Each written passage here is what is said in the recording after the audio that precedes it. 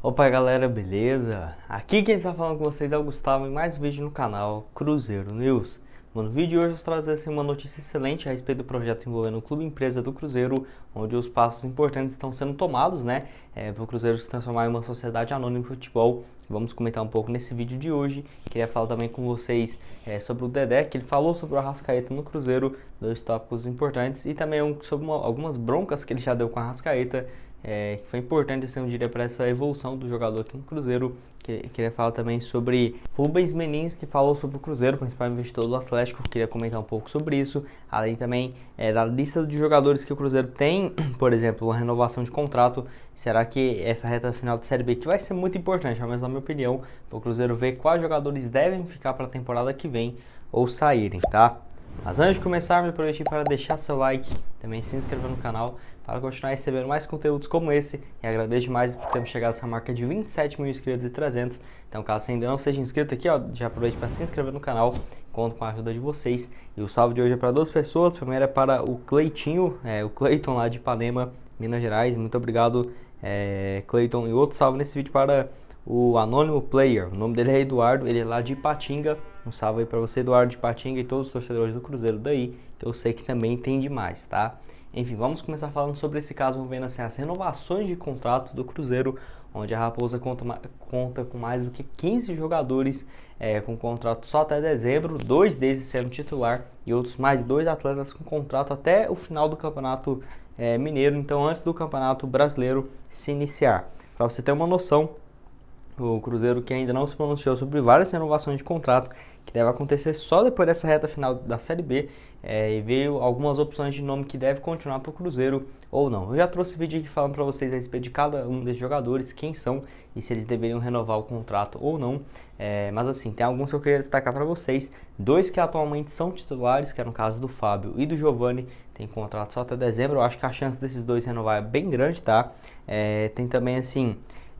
o Eduardo Brock tem contrato só até maio do ano que vem e é titular. Depois do que acabar o Campeonato Mineiro, possivelmente deve ter uma renovação. O Wellington Nem, que vinha ser um titular, jogou mais do que 8 jogos como titular, e teve essa lesão diante o Vasco e desde então tem entrado só no segundo tempo. É um cara que tem contrato só até dezembro. Acho que o Cruzeiro deve sim renovar esse vínculo com ele, além de alguns outros jogadores, como por exemplo o Léo Santos, que tem pouca chance de continuar aqui pelo Cruzeiro. O lateral esquerdo Victor Luiz, ou Jean Vitor no caso, que tem contrato também se encerrando no final dessa temporada e tem a chance, eu diria que bem baixa, de continuar por aqui.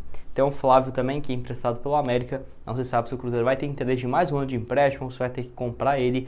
Lembrando que foi uma troca com o Alan Ruschel e o Flávio, então assim, mais do que 15 jogadores que tem um contrato se encerrando. Tem o Dudu também, ponta, que veio com o pedido do Mozart e tudo mais. Alguns jogadores importantes para esse time que eu diria que vai ter uma limpa bem interessante mesmo, visando a próxima temporada. Quero que vocês deixem aqui a sua opinião a respeito do Fábio, do Giovani, do Eduardo Brock e também do Wellington Nem. Se acha que o Cruzeiro deveria renovar o vínculo com esses jogadores ou não? Deixa aqui a sua opinião nos comentários. Mas o assunto que eu queria falar com vocês é a respeito assim, do Dedé, onde ele deu uma entrevista num podcast falando sobre o momento dele aqui pelo Cruzeiro. Eu queria destacar 2 tópicos importantes que eu separei dele para vocês, onde ele contou que deu uma dura necessária após um treinamento com a Arrascaeta lá em 2015, que assim, o Arrascaeta parece um pouco avoado quando chegou ao Cruzeiro, vindo do Uruguai, um cara meio disperso, e tudo mais, e assim, o zagueiro entende que essa bronca nele surgiu efeito porque as atuações do Arrascaeta melhoraram, principalmente com o decorrer do tempo,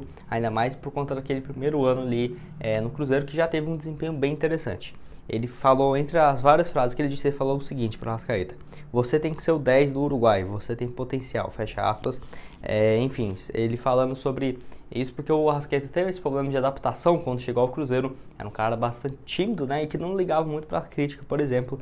E assim, um jogador que deu muito certo aqui para a Raposa e era muito parceiro do Dedé mesmo. Você vê que era um cara bem colado com a Arrascaeta, o Dedé, que foram importantes para o Cruzeiro. Principalmente o Arrascaeta rendeu alguns milhões para a Raposa. O Dedé teve seus momentos também, infelizmente caiu assim bastante em vários processos judiciais. O Cruzeiro, depois que caiu também, assim, vários problemas com o jogador e que não ajudou muito o clube, o Dedé.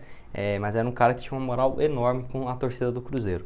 Enfim, nessa mesma entrevista, o Dedé exaltou o Arrascaeta, que considera um dos melhores jogadores que já atuou. Falou sobre o talento dele e que já esperava esse sucesso lá do jogador pelo Flamengo, já que ele não costuma se intimidar com pressão ou críticas, que foi o que aconteceu no Cruzeiro, né? Primeiro ano dele, 43 jogos, já marcou 9 gols e uma assistência, aquele gol dando caneta em cima do Atlético Mineiro no estadual, o cara chegou com muita moral mesmo. 2016 marcou 14 gols, que foi a temporada, inclusive, que ele mais fez gol, 2016.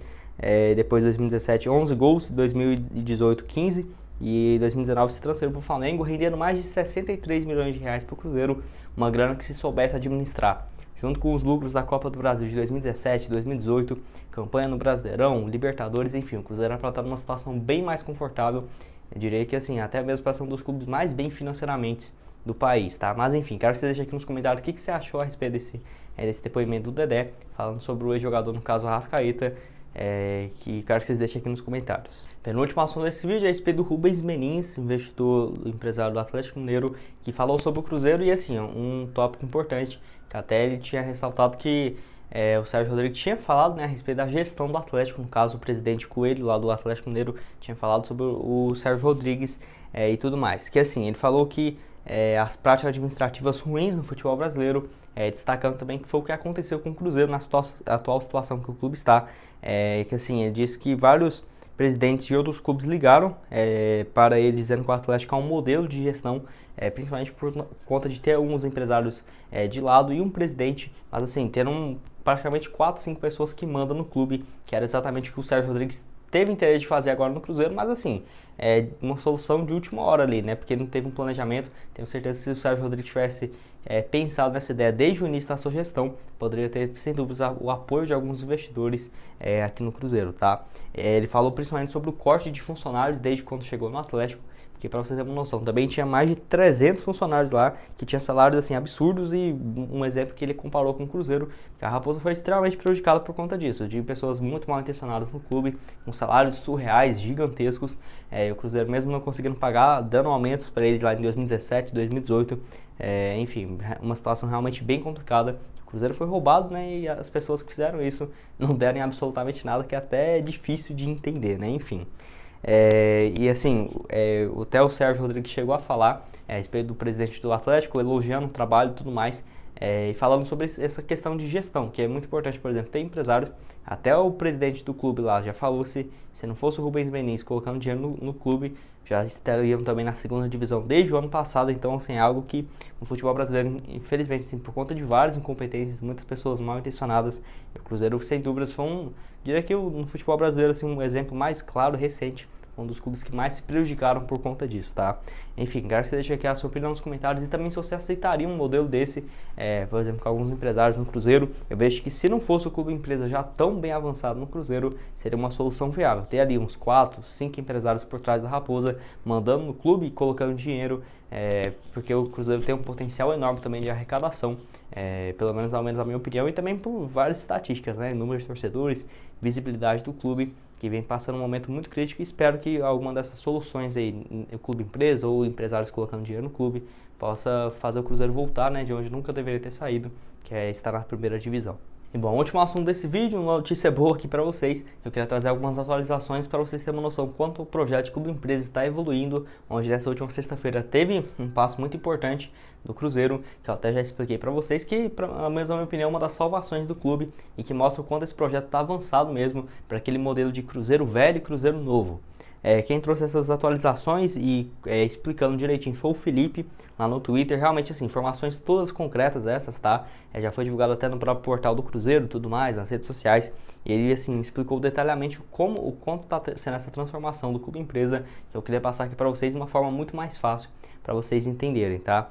Que eu vou colocar aqui uns tweets dele. Primeiro ele fala o seguinte: Cruzeiro velho em transformação. A lei da Sociedade Anônima de Futebol, que no caso o pedido foi para que todas essas execuções contra o Cruzeiro na Justiça Estadual tramitem no mesmo juízo e sejam pagas mediante ordem legal e cronológica em até 10 anos, conforme permitido pela lei. Então, assim, o Cruzeiro unindo todos os processos que tem contra ele, as dívidas e tudo mais, e colocando elas juntas em um único júri e, assim, parcelando em 10 anos. Ou seja, o Cruzeiro velho, que vai ser o clube com as dívidas, né, no caso, e o Cruzeiro Novo, clube de empresa sem dívidas nenhuma, com imóveis, por exemplo, da Toca 1, da Toca 2, que eu vou falar agora há pouco, que vai ser como principal função um percentual para pagar as dívidas desse Cruzeiro velho, que no caso essas dívidas que vão ser parceladas em até 10 anos, tá? Aí outro tweet interessante é o seguinte, ele falou, quem pagará as dívidas é o Cruzeiro Novo, a Sociedade Anônima de Futebol.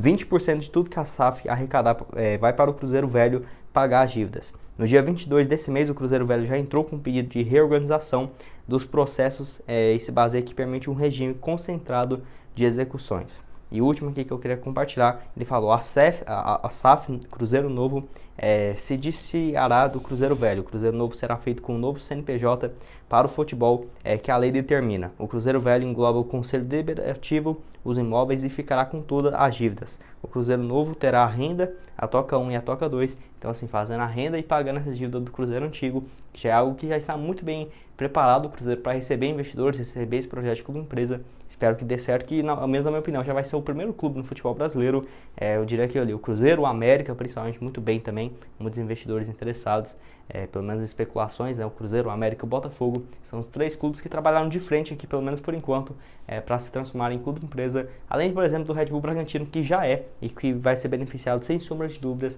com a aprovação dessa lei aqui no país e tudo mais. Enfim, quero que você deixe aqui a sua opinião nos comentários, se vocês entenderam bem essa questão, eu passando aqui para vocês, e o que vocês acharam a respeito dessa dissociação do Cruzeiro, né? Porque parcelando essas dívidas em 10 anos e juntando todos esses processos, para não ficar vindo processo de lá, de cá, o Cruzeiro ter que lembrar de pagar alguma coisa, divide tudo, coloca tudo junto em parcela em 10 anos, que foi uma alternativa muito interessante, ao menos na minha opinião, tá? Bom, esse foi o vídeo, espero que tenham gostado. Não esqueça de deixar seu like e também se inscrever no canal para continuar recebendo mais conteúdos como esse, tá? E aqui na tela final agora eu vou deixar 2 sugestões de vídeo para vocês, recomendo vocês darem uma olhada. Muito obrigado a todos por terem assistido até aqui e até mais, valeu!